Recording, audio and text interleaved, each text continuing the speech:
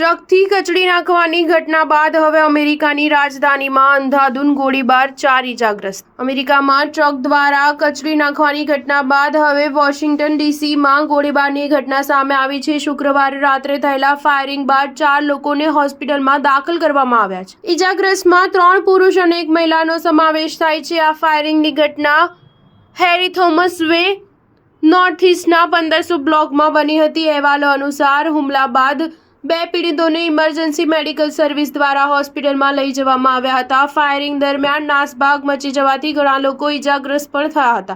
જે જગ્યાએ ગોળીબાર થયો હતો ત્યાં મોટા ભાગે મોટી ભીડ જોવા મળે છે. હાલ પોલીસની ટીમ ઘટના સ્થળે તૈનાત છે અને ઘટના સ્થળને કોર્ડન કરી દેવામાં આવ્યું છે. પોલીસના જણાવ્યા અનુસાર હુમલાખોર વિશે હજુ સુધી કોઈ માહિતી મળી નથી. ઘટના સ્થળેથી પુરાવા એકત્ર કરવામાં આવી રહ્યા છે. નજીકમાં હાજર લોકોની પૂછપરછની પ્રક્રિયા પણ ચાલી રહી છે. અમેરિકામાં ગોળીબારની આ ઘટના એવા સમયે બની છે જ્યારે ન્યૂ ઓર્લિયન્સમાં એક ટ્રક ચાલકે લોકોને કચડી નાખ્યા હતા. હુમલાખોરોએ નવા વર્ષની ઉજવણી કરી રહેલા લોકો પર ટ્રક વડે હુમલો કર્યો, જેમાં 14 લોકોના મૃત્યુ થયા હતા. જવાબી કાર્યવાહીમાં પોલીસ અધિકારીઓએ હુમલાખોરને ઠાર માર્યો હતો.